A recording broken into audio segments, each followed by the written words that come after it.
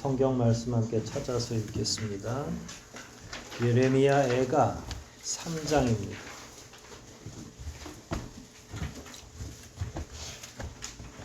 3장 40절부터 51절까지 말씀 오늘 함께 읽고 함께 공부해 보도록 하겠습니다. 3장 40절로 51절까지 말씀입니다. 찾으셨으면 저하고 여러분들이 한 구절씩 교독하도록 하겠습니다. 40절부터 제가 먼저 읽기를 시작하겠습니다. 우리 행위를 살피고 조사하여 여호와께 돌아가자. 하늘에 계신 하나님을 마음을 보고 손을 도와자. 여호와여, 우리가 범죄하고 거역한 것을 주는 용서하지 않으셨습니다. 주는 눈으로 자신을 가리고 우리를 추격하여 무자비하게 죽이셨습니다. 주께서 분노의 구름으로 가리고 계시니 우리의 기도가 도달하지 못합니다. 주께서는 우리를 세상의 조기와 괴물로 하셨습니다. 우리의 모든 대적이 우리를 향해 입을 크게 벌리고 조롱하고 있습니다. 우리가 재앙을 당하고 가난하여 공포와 위험 가운데서 살고 있습니다. 내 백성이 멸망당한 것을 보니 내 눈에서 눈물이 시내처럼 흐르는구나. 내 눈에서 눈물이 쉬지 않고 끊임없이 흘러내리니. 같이 읽습니다. 여호와께서 하늘에서 살피시고 돌아오는 날이 있을 것이다. 아멘.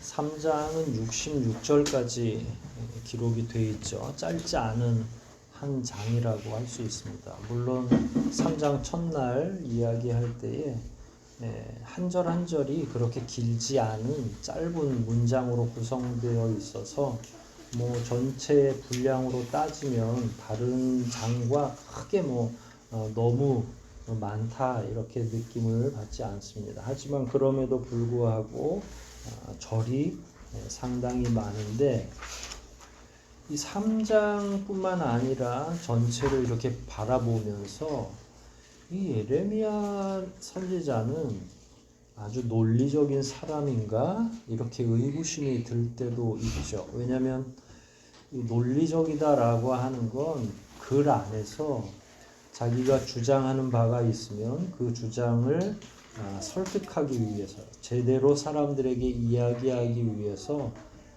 주장을 뒷받침할 만한 논리적인 근거들을 제기하고 그에 따라서 결론을 잘 맺는, 시작과 과정과 결과가 하나의 흐름을 가지고 이렇게 기록되면 우리는 흔히 그걸 논리적이다 이렇게 표현을 합니다. 근데 3장 내용 혹은 예레미야 전체 내용을 보면 끊임없이 내용이 뒤바뀌고 있어요. 오락가락 하는 것처럼 보여지고요. 3장은 앞부분에 고통을 당하는 걸 이야기했죠. 그 다음에 희망에 대해서 얘기했었죠. 기억나시죠? 그 다음에 지난주에는 또 어떤 내용이 있었어요? 그 희망 가운데 결국은 우리가 이렇게 고난을 당하는 건 누구 때문에? 나 때문에, 죄 때문에 그런 거구나. 그리고 오늘 또 39절, 40절 이렇게 보면, 40절, 41절 이렇게 보면 40절, 41절은 무슨 내용인 것 같아요? 우리 행위를 살피고 조사하여 여호와 앞에 나아가고 또 두 손 다 들고 기도하자. 이 얘기는 어떤 내용인가요? 회개하자는 내용이죠. 그러니까 고통당하는 거 얘기하다가 갑자기 또 회개하자는 이야기고요. 42절 이후는 또 어떤 내용이에요? 용서해주지 않았습니다. 그리고 43절부터는 무자비하게 죽이셨습니다. 예레미야의 특징 가운데, 이 애가의 특징 가운데 하나님이 징계하신 것에 대해서 끊임없이 계속 얘기하고 있잖아요. 그러니까 몇 구절만 살펴봐도 내용이 휙휙 바뀌고 있는 거죠. 이러면 이게 이제 논리적인 글인가라고 반문을 가질 수밖에 없죠. 희망을 얘기하다가 죄 얘기하고, 그리고 오늘은 또 회개와 또 고통을 또 얘기하기도 하고. 그러니까 내용만 보면 질서정연합니까? 아니면 혼란이 자주 옵니까? 성경을 그래서 개인적으로 읽을 때 이런 본문들이 나오면 참 당황스럽죠. 아유, 도대체 예레미야는 요 글을 통해서 뭘 얘기하려고 하는 거지? 이게 이제 잘 이해가 안 되죠. 그러면 너무 부분 따로따로 떼어서 생각을 해야 되는데 내용만 보면 아주 혼란스럽죠. 네. 사실 예레미야가 이렇게 이야기한 까닭은 있습니다. 그게 이제 우리가 오늘 살펴볼 전체 내용이죠. 근데 반문해 보면 왜 이렇게 혼란스러운 것처럼 다양한 내용을 얘기하고 있을까? 여러분들 스스로가 한번 질문을 해 보셔야 되죠. 왜 이러지? 왜냐하면 그렇게 읽어야 자꾸 질문을 가지고 성경을 읽어야 우리 개인의 성경에 대한 실력이 자꾸 늘어나잖아요. 왜 그럴 것 같습니까? 왜 이렇게 내용이 오락가락하는 것 같아요? 정말로 질서가 없는 사람인가? 논리적이지 않은 사람인가? 여러분, 성경은 기록할 때에 어떻게 기록이 되죠? 누구의 감동으로? 성령의 감동으로 기록하잖아요. 그러면 개인의 생각이 들어간다 하더라도 철저히 누구의 지배를 받는 거예요? 성령의 지배를 받는 거죠. 그러니까 우리가 볼 때는 굉장히 혼란스럽고 해도 예레미야도 분명히 성령의 지배를 받고 썼죠. 그럼 누구의 명령대로 이 순서대로 쓴 것 같아요? 하나님이 그렇게 시킨 거잖아요. 그러면 이제 책임은 누구에게 있어요? 하나님께 있는 거죠. 그럼 하나님은 질서의 하나님이세요? 혼란스러운 무질서의 하나님이세요? 질서의 하나님이죠. 그런 내용이 이렇게 오락가락하는 것처럼 보이긴 하지만 거기에는 누구의 의도가 있을 것 같아요? 하나님 분명히 의도가 있을 것이다. 그런 면에서 혼란스러워도 자세히 보면 나름의 질서가 있는 거죠. 오늘은 40절부터 이렇게 시작을 하는데 회개를 촉구하는 거죠. 그리고 나서 회개를 했으니까 그 다음에 뭐가 주어져야 돼요? 하나님의 용서, 자비. 이스라엘은 늘 이 패턴대로 움직였어요. 특히 사사기를 보면 평화로운 시절이 있어요. 그럼 평화가 계속되면 사람들의 마음이 이렇게 단단해지고 긴장하고 그러질 않고 느슨해지고 어디로 달려가요? 죄로 달려가게 되죠. 죄로 달려가면 하나님 자비하시니까 죄 속에서 끝까지 죽도록 내버려 두지 않으시고 건져내시려고 하는데 그 방법 중에 하나가 회초리를 드는 거예요. 그걸 징계라고 보통 표현하죠. 다시 반복할게요. 평화로운 시기가 있었다. 그 시기가 오래되니까 게으르고 나태해졌다. 죄를 짓는다. 그럼 하나님께서는 징계를 한다. 징계 다음의 순서는 뭘 것 같아요?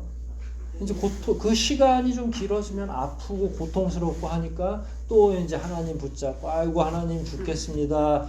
탄원을 하는 거예요. 그럼 뭐 기도가 됐든 탄원이 됐든 그게 이제 애가에 전반적으로 흐르는 거예요. 그럼 탄원을 이렇게 막 울부짖고 기도하면 우리 하나님은 자비하시니까 어떻게 하세요? 용서해 주시는 거예요. 그래 용서해 줘서 다시 평화가 와요. 평화가 또 지나면 또 뭐가 온다고요? 죄가 있죠. 죄가 많으면 하나님이 또 징계를 하시고 징계하면 하나님 앞에 또 간청해서 용서해 달라고. 그러면 또 용서해 주고. 이게 뭐라고요? 사사기의 패턴이고 역사의 패턴이에요. 여러분들은 늘 긴장하면서 삽니까? 어느 순간에는 또 평화가 찾아오면 어때요? 늘 긴장하는 게 아니라 느슨해지죠. 그리고 느슨할 때 신앙생활은 어떻습니까? 이것저것 좀 잘 되기, 여러분, 경제적인 여파가 오거나 혹은 내 몸이 어디 아프면 어때요? 안 나오던 새벽 기도도 나오고 막 모든 게 촉각이 곤두서요. 솜털 하나까지 다 씁니다. 그래가지고 계속 곰곰이 묵상하죠. 내 잘못인가 무슨 일인가 뭐 그래서 원인도 생각하고 뭐도 생각하고 끊임없이 하나님의 뜻을 구하려고 어떻게든 무릎 꿇어요. 그런데 배부르고 등 따숩고 이게 되게 사실은 이게 좀 죄송한 표현이지만 인간이 가장 천박해지는 순간이 배부르고 등 따숩다는 거예요. 이거는 짐승의 수준인 거죠. 짐승들은 언제 좋아해요? 먹을 거 던져주며 배부르고 그 다음에 좋은 잠자리 개 같으면 개 집이라도 하나 따뜻하게 만들어주면 다른 걸 요구해요 안 요구해요 개가? 아니 배부르고 자기가 들어가서 기어 들어가서 잠잘 집이 있고 그러고 다음날 아침이면 또 주인이 자기 귀엽다고 밥 주고 아니 그래서 누구 팔자가 제일 좋다고 그래요? 그럼 우리 수준은 어때요? 우리는 아주 고급스러운 생각을 가지고 있나요? 우리도 뭘 원해요? 배부르길 원해요. 등 따숩기를 원해요. 그러면 다음에 하나님께 감사하고 매일매일 와서 막 울부짖고 하나님 너무너무 감사해요 이래야 되는데 한 일주일은 우리의 경제적인 여건이 좋아지고 건강도 괜찮아지고 뭔가 회복되는 기미가 보이면 일주일은 감사 헌금 내고 그 다음에 유효기간이 어느 정도 돼요? 배부르고 등 따순 유효기간이. 제가 얘기했죠. 그 정도에 반응하는 건 그냥 짐승 수준인 거죠. 그렇게 되면 다음에 반드시 어디로 달려가요? 죄를 향해서 달려가는 거예요. 근데 거기선 짐승은 또 안 그러거든. 배부르고 등 따수면 얘도 그냥 가만히 늘어져 있지. 막 뭔 도끼가 올라가지고 누군가를 공격하거나 그러질 않는다고요. 사람과 짐승이 또 거기서 차이가 나더라고요. 우리는 거기서 죄악을 짓는데 짐승들은 그나마 널널하게 가만히 살찌고 있는 거죠. 도대체 우리는 어떻게 해야 되는지 모르겠어요. 다시 본문으로 돌아오면 아까 사사기의 패턴, 성경의 패턴, 우리가 살아가는 패턴이 동일하다고 말씀드렸잖아요. 자, 용서 다음에는 회개기도 다음에 뭐가 와요? 용서. 그래서 오늘 본문은 비논리적이지 않다. 다만 내가 아픈 것을 말씀드리는 게 과연 용서와 무슨 상관이 있느냐만 잘 이해하고 해결하면 본문은 균형을 가질 것이다 라는 거예요. 그러니까 회개를 이스라엘 백성들에게 예레미야가 촉구하고 백성들이 회개했다면 그 다음에 하나님께 용서를 구하는 것, 용서해 주십시오 라고 하는 건 신학적으로나 성경의 패턴상 전혀 혼란스러운 일이 아니에요. 그래서 좀 더 그런 눈으로 오늘 본문을 잘 바라보면 예레미야가 혼란을 경험하고 있는 게 아니라 정확하게 신학적이고 신앙적인 그 모델을 따라가고 있구나라는 거예요. 즉 회개와 용서해 주시는 것, 또 용서 구하는 것은 순서상으로도 타당하구나. 다만 오늘 본문 가운데 용서해 달라는 말 대신에 끊임없이 본인들이 당하는 고난을 얘기해 주는 것, 현재 이스라엘 백성들의 어려움을 얘기하는 것, 요걸 우리가 어떻게 잘 해결하고 적용하느냐에 따라서 오늘 본문이 지혜롭고 순서를 잘 따르고 있는 것인지 아니면 진짜 혼란스러운 사람인지 드러나게 된다는 거죠. 결국은 이스라엘 백성들의 현재를 이야기하는 것, 지금 자기들이 당하는 어려움을 끊임없이 하나님 앞에 말씀드리는 걸 우리는 어떻게 이해해야 되느냐라는 거예요. 결국은 당하고 있는 고난을 계속 얘기하는 것은 하나님의 자비를 구하는 거예요. 아이들이 잘못하면 여러 가지 형태의 반응들이 있는데 조금 지혜로운 아이들은 자기가 왜 그 잘못을 저질렀는지를 쭉 설명도 하고 지금 현재 아픈 척을 많이 해요. 아이들은 자기가 하기 싫은 거를 부모로부터 요청받으면 어디가 아프다 그래요? 일단 배가 아프다고 그래요. 그러니까 그거는 뭘 의미하냐면 어머니나 아버지의 자비하심에 기대는 거예요. 우리 엄마 아빠는 내가 아프다고 하면 늘 따뜻하게 안아주고 잘해줬어. 그래서 내가 지금 이 순간에 보여드려야 할 건 나의 연약함이야. 그러니까 지혜가 없는 아이들은 부모가 야단을 치면 막 화를 내고 삐져 있고 대응을 하고 대각선에 쓰려고 하지만 조금 지혜가 있는 애들은 자기 여기 아프다고 여기 아프다고 자기가 어디가 뭐가 부족하다고 이거 다 엄마가 보고 있어야 된다고 나를 돌봐야 된다고 이렇게 호소하는 거예요. 그러니까 다시 본문으로 와서 이 본문이 가지고 있는 왜 우리의 아픔을 계속 얘기하냐면 하나님 저 여기 아파요. 우리가 여기 지금 계속 아파요. 특히 본문을 보면 3장 42절이에요. 여호와여 우리가 범죄하고 거역한 것을 알고는 있는데 주는 아직 뭘 안 하신 거예요? 용서하지 않았습니다. 그리고 다음 본문이 계속 이어지는 거예요. 용서하지 않았으니까 지금도 아프고 용서하지 않았으니까 지금도 여전히 어렵고 마음이라도 편해야 되는데 당장 이스라엘이라고 하는 국가가 재건되고 막 빌딩도 세우고 이런 정도는 아니지만 양심의 가책이 있고 고통이 있고 이 고통의 원인이 어디서부터 왔는지를 제대로 이해하고 해석하고 싶은데 용서받지 못하고 있다는 느낌이, 그러니까 이제 이게 신앙인의 양심인 거예요. 신앙인이 아니면 될 대로 되라. 아이고 뭐 눈에 보이지도 않는 하나님이 용서하고 안 하고가 무슨 상관이야. 용서한다고 뭐 내일 모레부터 당장 뭐 좋아질 것 같아? 이렇게 반응하겠죠. 하지만 신앙인은 삶이 정상적인 자리로 돌아온다 하더라도 이 관계가 틀어지면 그게 지옥같이 되는 거예요. 하나님이 하나님으로서 우리를 용서해 주지 않으면 우리가 금도자리 위에 앉아 있어도 마음이 어떻겠어요? 불편하죠. 하나님이 나를 안아주고 용서해 준다고 해야 되는데. 여러분 삶의 형태가 좋은 사람들이 이혼율이 엄청나게 많잖아요. 왜 그러는 것 같아요? 다 먹을 것도 풍족하고 집도 크고 뭐도 하고 그러면 우리가 생각할 때는 아니 더 좋은 게 뭐가 있다고 뭐 그렇게 갈등이 생겨. 그렇지만 마음이 지옥 같고 하니까 관계가 안 좋아지면 다 망가지는 거예요.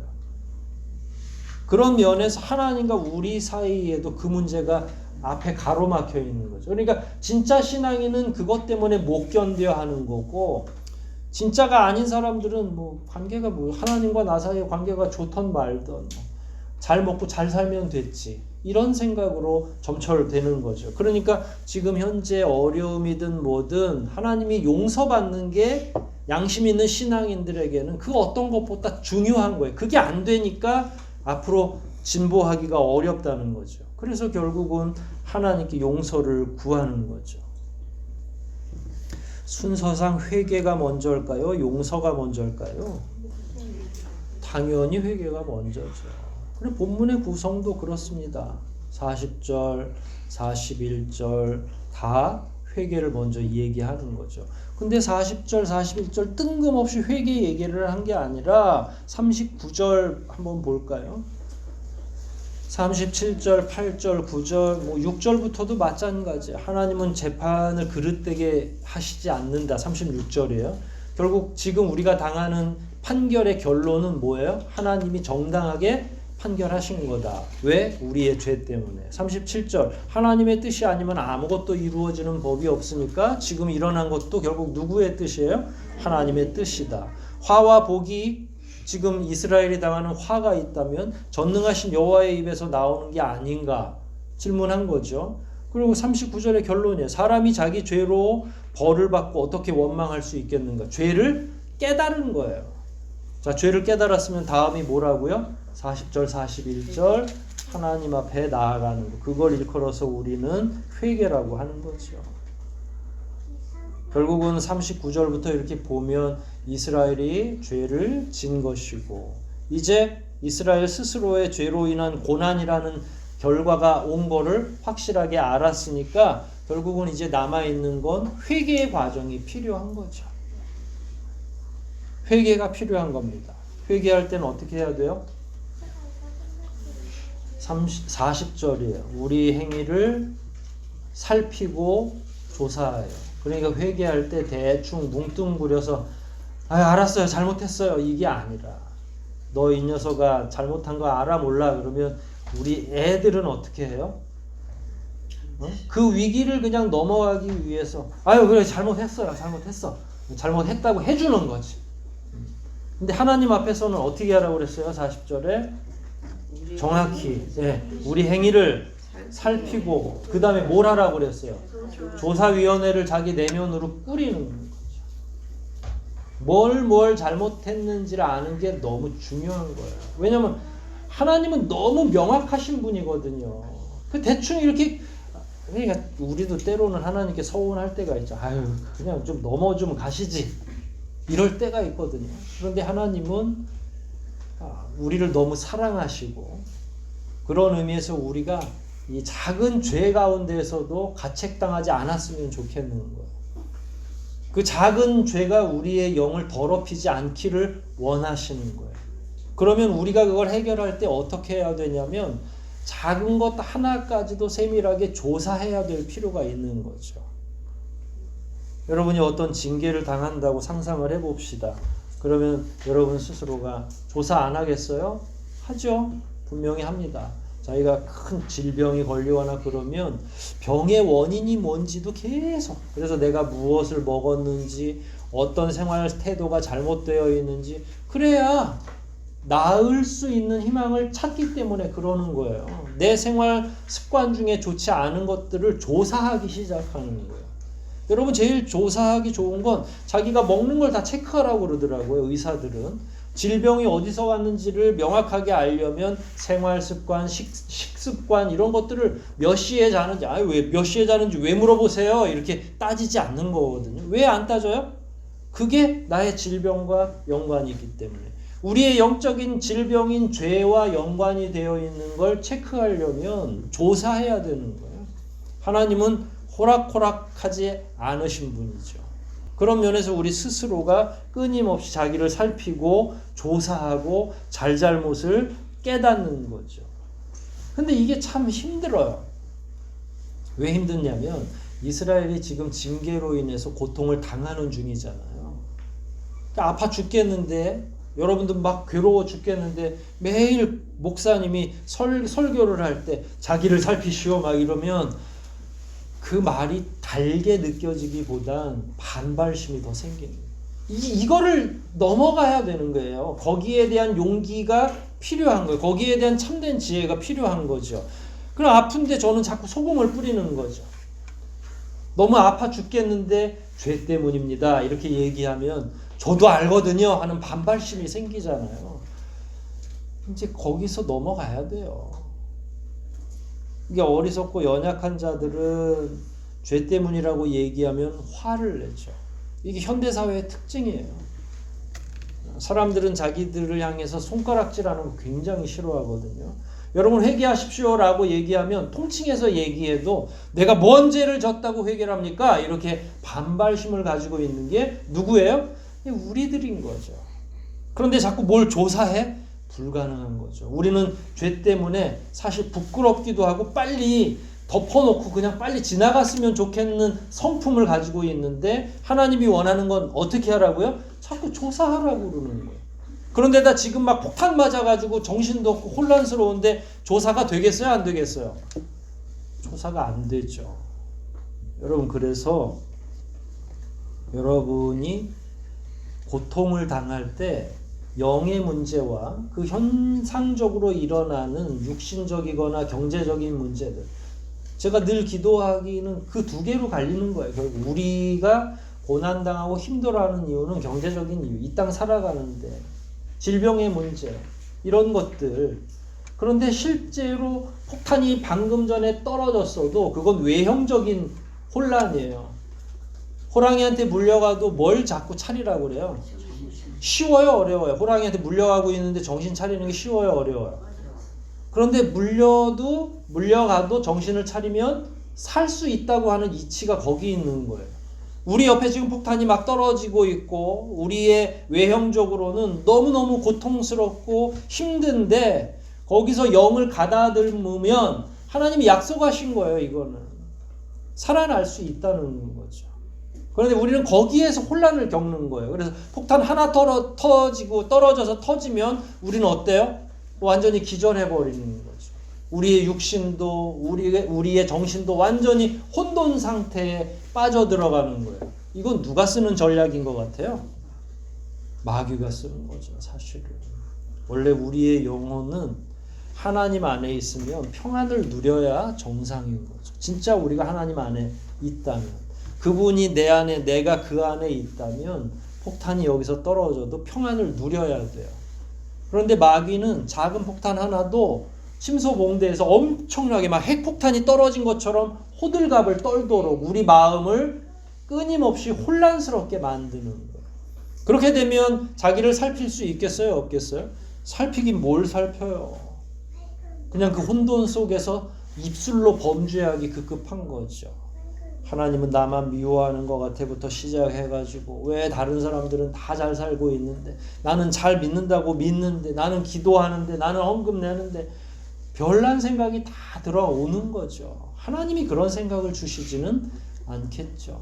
그래서 자기를 스스로 살피는 일이 그토록 어렵지만 거기서 시작하는 거예요. 사실은요. 어떻게 기도하면 좋을까요? 폭탄 떨어질 때. 폭탄 떨어질 때 어떻게 기도하면 좋겠어요? 그냥 내 마음에 평안을 달라고 기도해야죠. 그래서 주님이 자꾸 평안 얘기하는 거예요. 그게 정신적으로 안정되어 있는 상황을 얘기하는 거거든요. 여러분이 어려운 일을 만나거나 고통스러운 일이 직면되어 있으면 하늘이 무너지는 것 같은 순간이 앞으로도 여러 차례 있을 거잖아요. 그럴 때는 우리는 뭘 기도해야 돼요? 하나님 평안을 주십시오. 내가 멈추어 서서 지금 이 폭탄의 실체를 좀 알게 해주세요. 이게 진짜 내 죄로 인한 것인지 아니면 나의 믿음을 성장시키기 위한 하나님의 훈련과 연단의 도구인지를 파악하게 해주세요. 기도가 나와야죠. 그러면 셀 수 있는 거죠. 내 고통의 원인이 무엇인지를. 진짜 죄 때문인지, 죄라면 무슨 죄 때문인지 죄도 연구해야 되는 거죠. 내가 어떤 이유로 하나님을 분노케 했는지, 하나님이 왜 지금 진노하고 계신지를 냉정하게 살피는 거예요. 오늘 본문을 보면 하나님은 이스라엘을 연단시키려고 지금 한 게 아니라 죄가 너무 많이 쌓여 있어서 그 결과로 지금 온 거잖아요. 그러니까 죄에 대해서 연구해야 되는 거예요. 아니, 다른 거 연구할 시간도 없는데 죄를 연구하라고요? 연구해야죠. 적을 알고 나를 알면 몇 전 몇 승이라고 그랬어요? 100전 100승이라고 했잖아요. 하나님 안에서 우리가 자기의 죄를 명확하게 이해하고 내 현실을 많이 알면 알수록 하나님의 요구가 무엇인지를 많이 묵상하면 묵상할수록 빨리 튀어나올 수 있어요. 그 혼란 가운데서. 저와 여러분이 당하고 있는 많은 어려움들 이 구조에 다 포함됩니다. 내가 지금 왜 이 어려움을 당하는가? 내가 왜 이 고통을 당하고 있는가를 연구해야 차라리 빨리 나오는 거예요. 근데 그건요, 주무시기 전에 생각하지 마세요. 그러니까 누워서 생각하면 어떻게 돼요? 새벽 3시까지 잠 못 자는 거예요. 이건 언제 하면 좋겠어요? 말씀 읽고 기도할 때 하는 거예요. 수첩도 필요하면 갖다 놓고 하나님 제가 말씀도 읽고 그래야 마음이 평안하지 않겠어요? 하나님 제가 지금 저의 죄를 추적하고 싶어요. 연약함을 되돌아보고 싶어요. 정직하게 다 깨닫게 해주세요. 근데 잠자리에서 하는 건 뭐예요? 이건 기도도 아니고 연구도 아니고 공상이에요. 그러면 거기서 어떤 결론이 나요? 결론 하나도 안 나고요. 다음날 내가 보복할 생각을 막 가다듬고 잠이 오겠어요? 날밤을 새는 이유는 잘못된 방식 때문에 그래요. 자기 연구하는 건 항상 기도 후에 말씀 읽고 그 다음에 자기의 연약함을 연구했으면 좋겠다. 이런 조언을 좀 드리고 싶어요.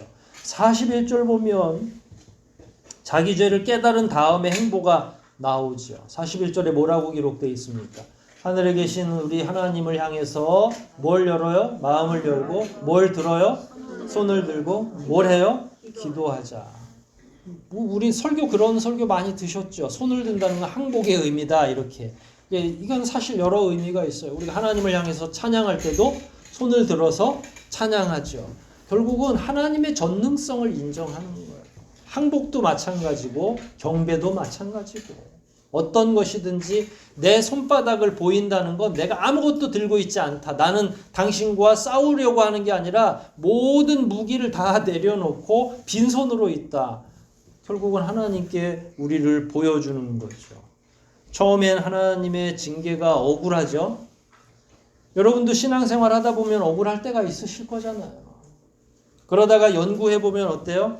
내 죄도 드러나죠. 아이고 결국은 내 연약함이 화를 불렀구나. 이렇게 생각이 됩니다. 그러다가 굽었던 마음을 열고 하나님의 얼굴을 뵙기 위해서 그의 앞으로 나아가고 나아갈 때 그냥 나가는 것도 아니고 손을 들고 나아가는 거죠. 손을 들고 나아가는 건 기도로 이해하시면 돼요. 이걸 뭐 모세가 그 전쟁할 때 손 들고 있었다 거기까지 나갈 필요도 없고요. 그냥 하나님 앞에 두 손 두 발 다 들고 기도하러 나아간다. 뭐 실제로 이렇게 하셔도 돼요. 기도하실 때 손 들고 기도하셔도 돼요. 손을 내리고 기도하시든 들고 기도하시든 편안하게 하나님 앞에 나아가는 거죠. 기도 안에는 뭐가 좀 포함되면 좋을까요? 지금 손 들고 나아갈 때 어떤 내용으로 기도하면 좋겠어요?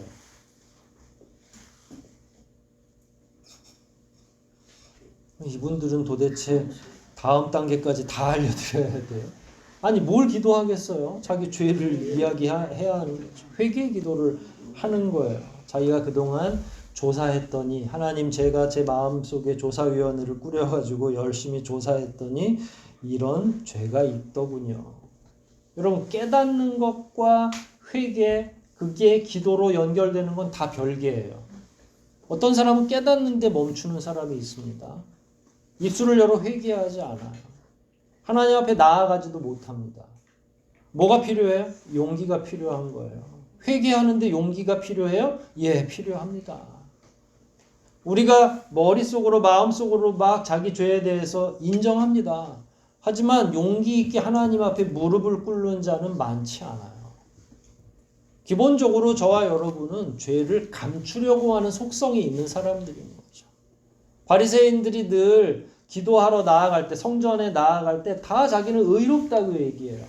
용기 있는 자가 누구냐면 세리나 죄인들이에요. 그래서 성전 앞에 가까이 가지도 못하고 저 먼 발치에서 자기 여기 가슴을 치면서 하나님 내가 하나님 앞에 죄가 너무너무 많아요. 고통스러워요. 근데 누가 진짜 용기가 있는 거예요? 그냥 가슴 치면서 하나님 앞에 진짜 죄를 고하는 자가 용기가 있는 거죠. 여러분과 제게 필요한 거는 그 용기가 필요한 거죠. 그래서 회개 기도할 때는 용기가 필요하다. 그래서 용기 있게 해달라고 하는 말이 그 기도 가운데 있었으면 좋겠어요. 두 번째로는 용서를 구해야 돼요. 우리는 염치가 없죠. 이미 염치 없게 살고 있으니까. 자, 왜 용서를 구해야 되죠? 오늘 본문 보면 42절 아까 읽었잖아요. 우리가 범죄하고 거역한 것을 이거는 이미 깨달았다는 거거든요. 결국 징계의 원인은 뭐예요? 범죄와 하나님을 거역한 것. 근데 이게 이제 회개라고 한다면 근데 하나님은 아직 뭘 안 하신 거예요? 네. 그래가지고 지금 우리가 계속 아파요 라고 하는 걸 얘기한 거예요. 그러니까 용서를 구해야죠. 그 용서가 되면 징계가 어떻게 되겠어요? 이제 마지막으로 땡 종치고 멈추는 거죠. 근데 용서를 구하는 대신에 용서받지 못한 현실을 계속 지금 예레미야가 그 이후부터 얘기하는 거예요. 40절과 41절의 회개를 백성들한테는 촉구했어요. 얘들아 회개해야 된다. 왜냐하면 용서를 받으려면 회개가 먼저야. 우리 스스로를 각자가 연구하고 깨달아서 하나님 앞에 우리를 다 내어놓는 용기가 필요해. 그걸 우리가 하자. 그래놓고 이제 중재자니까 선지자는 그 가운데서 하나님과 백성 사이를 중재해야 되는 역할이 있으니까. 그래서 백성들은 막 회개하자고 촉구했어요. 근데 아버지 하나님이 용서 안 해주면 어떻게 돼요? 이게 또 공수표가 되는 거잖아요. 열심히 회개하라고 얘기해서 회개의 운동이 막 조금씩 벌어지고 있는데 하나님은 계속 에헴하고 완고한 마음으로 이들을 더 내가 괴롭혀야 되겠다. 이 마음을 갖고 계시면 안 되니까 이쪽 편에는 뭘 요구해야 돼요? 하나님께는 중재자로서 하나님 용서해 주세요 라고 얘기하는 거죠. 제가 요즘 자주 나라와 민족 위해서 기도하라고 말씀드리잖아요. 지금 온 나라가 혼란에 직면해 있죠. 누구 때문이라고 말하지 맙시다. 우리 때문이에요, 사실은. 그래서 우리는 내적으로는 백성들을 향해서 회개를 촉구하지만 하나님께는 이 나라 이 민족의 죄를 하나님 아시니까 용서해 주시기를 간청하는 거죠. 중간에 있는 사람들이 그런 거예요. 근데 교회가 이 기도를 멈추면 어떻게 되겠어요? 대한민국이 하나님의 징계 가운데 계속 있겠죠. 그러니까 이건 우리 책임인 거예요. 예레미야가 그 중간에서 그 징계가 멈추기를 계속 요청하는 거죠. 예레미야 애가에는 어떤 점들이 기록되어 있어요? 지금까지 공부해 보니까 처절한 이스라엘 백성들의 참상이 같이 기록되어 있는 거죠. 그건 어떤 의미로 주님께 말씀드리는 거예요? 예레미야가. 그게 용서해 달라는 말이에요. 나 여기 아파요. 그리고 자기의 아픈 부분을 자기 부모에게 먼저 얘기하는 까닭이 뭐겠어요? 애기들도 아주 그 면에서는 지혜가 있다고요. 버티기보다는 차라리 아픈 걸 보여주는 아이들의 습성에서 배워야죠. 하나님 앞에 버틸 게 아니라 하나님 우리가 지금 이렇게 아파요 라고 얘기하는 건 하나님의 자비를 자극하는 거예요. 그게 용서해 달라는 말이죠. 용서받지 못한 현실을 말씀드리고, 근데 앞에서도 여러 차례 이스라엘의 고통과 처절한 현실을 기록하고 있잖아요.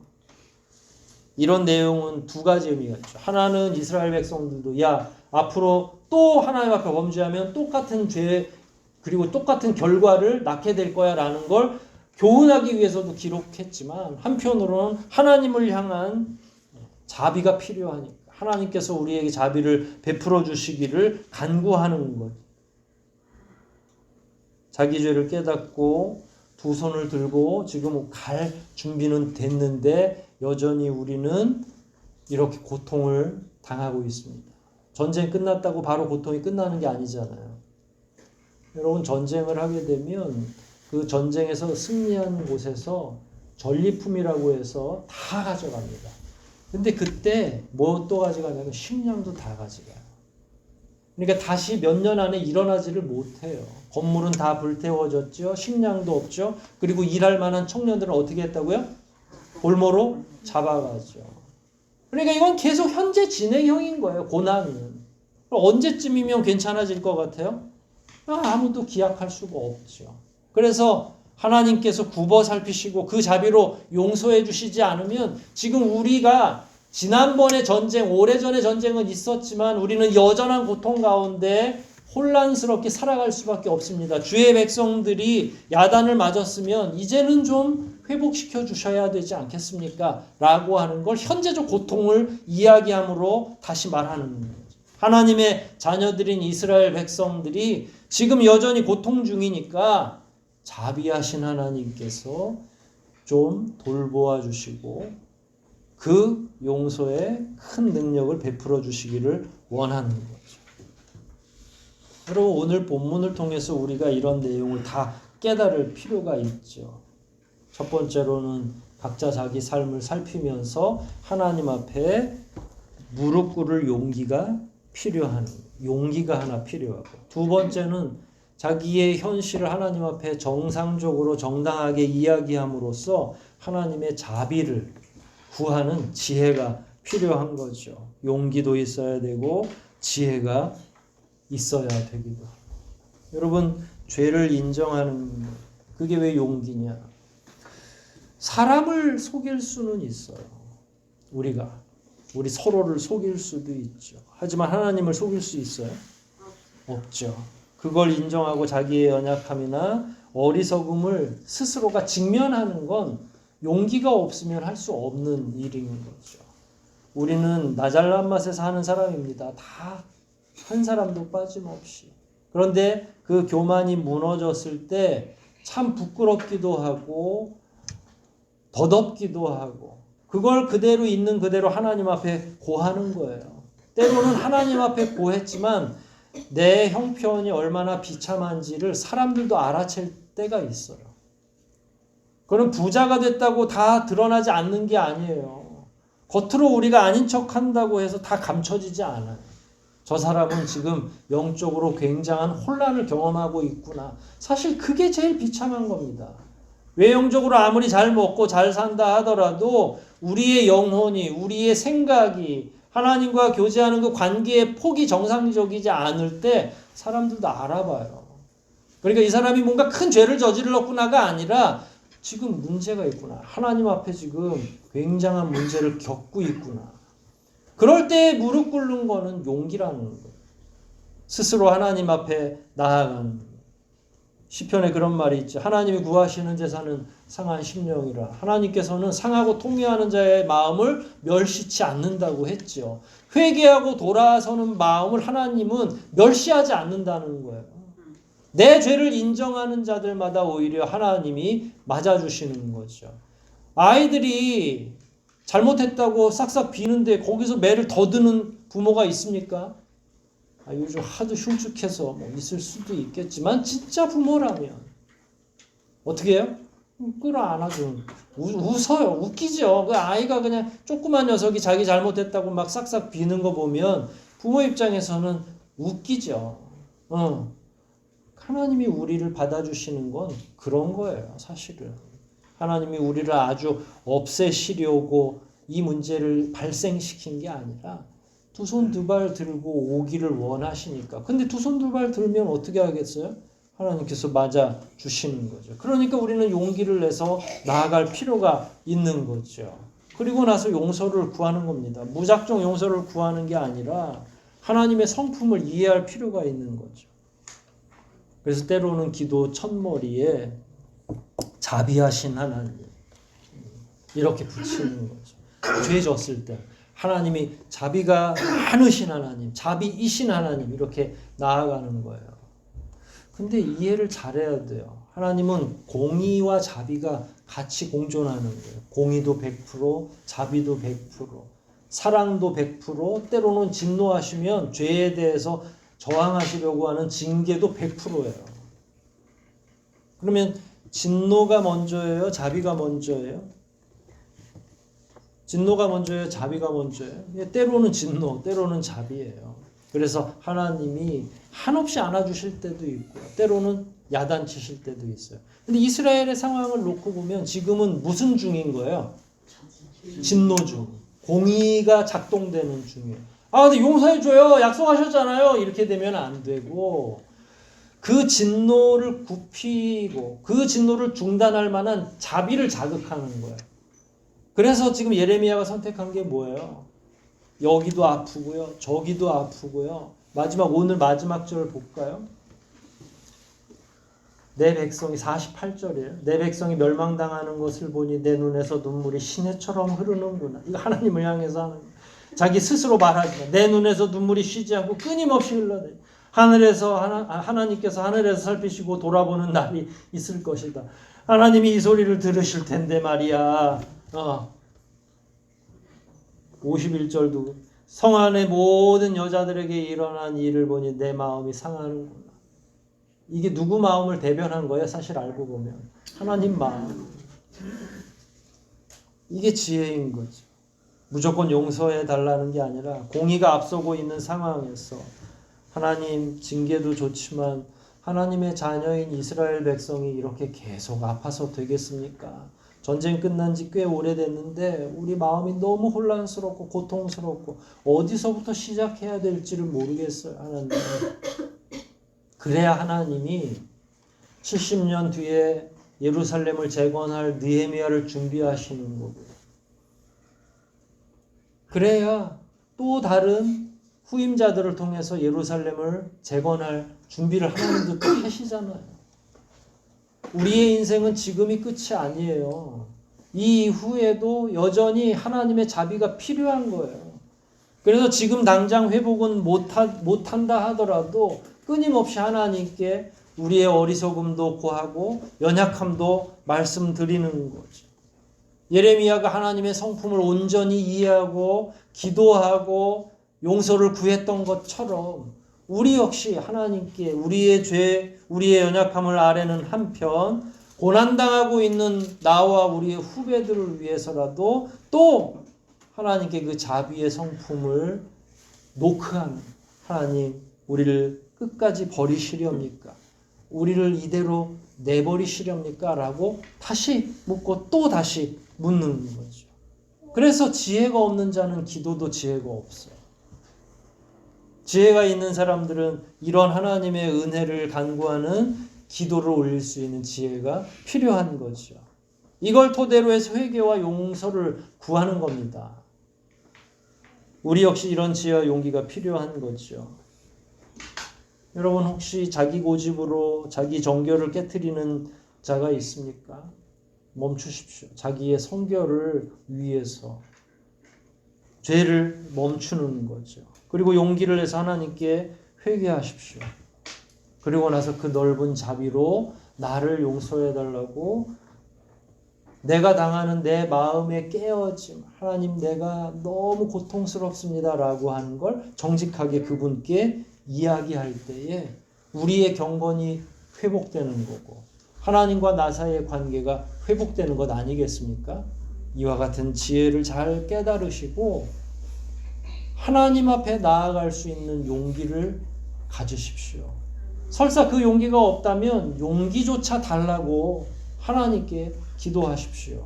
우리가 아무리 큰 죄악을 저질렀다 하더라도 어리석은 인생을 살아왔다 하더라도 우리 하나님은 자비하신 아버지이시기 때문에 우리의 기도를 외면하지 않으시고 보듬어 주실 그 날을 하나님도 기다리고 계시다는 사실을 잘 기억하시고 용기와 지혜를 가지고 하나님 앞에서 더욱더 경건하게 살아가는 저와 여러분 되시기를 주의 이름으로 축원드리겠습니다. 우리 말씀 생각하면서 한번 기도하시겠습니다. 하나님이 구하시는 것이 무엇인지, 하나님은 우리에게 어떤 지혜, 어떤 용기를 원하고 계신지 우리 예레미야를 통해서 배우게 되는데 우리도 우리 삶 속에서 만나는 어려움 앞에서 영혼이 무너지기보다는 오히려 영혼을 바로 세우고 용기를 가지고 지혜를 가지고 하나님 앞에 나아갈 수 있게 해달라고. 그 마음이 그 영혼이 살아있는 자는 더욱더 온전하여져서 하나님과 지속적으로 영원토록 교제하며 살아갈 수 있는 은혜가 있는 것을 기억하시고 지금의 어려움에 좌절하고 낭망하지 마시고 지금의 내 죄 때문에 내 어리석음 때문에 낙심하지 말고 하나님 앞에 나아가는 우리 모두가 되게 해달라고 함께 기도하시겠습니다.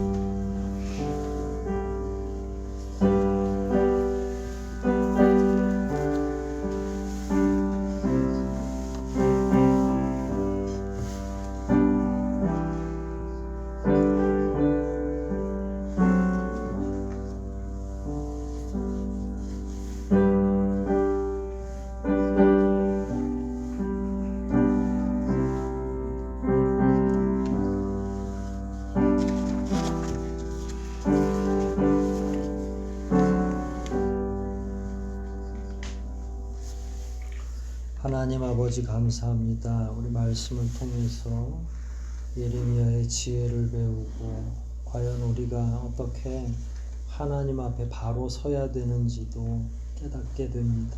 혹시 우리가 죄로 인해서 방황하고 있다면 우리의 연약함으로 인해서 아버지와 우리 사이의 관계가 멀어지고 있다면 이와 같은 지혜를 잘 깨달아 우리 스스로를 자세히 살피고 두 손 들고 주님 앞에 나아갈 수 있는 용기와 지혜를 허락하여 주시옵소서. 지금도 우리를 기다리시는 아버지의 그 온유하신 성품을 저희들이 마음속에 품으며 다시 돌아가고 다시 예전의 좋은 시절을 상상하고 묵상하며 나아가기를 원하오니 우리와 아버지 사이를 가로막고 있는 어리석은 죄들을 다 깨트리고 아버지께 나아가게 도와주시옵소서. 그러한 평안한 마음으로 그 영혼의 상태로 믿음 생활하기를 원하오니 저희들에게 더욱더 복을 내려주시고 강건케 하여 주시고 아버지의 은혜로 우리 개인과 우리의 가정이 더욱더 든든하게 서도록 도와주시기를 간절히 소원하올 때 우리를 구원하신 예수님의 이름으로 기도하옵나이다. 아멘.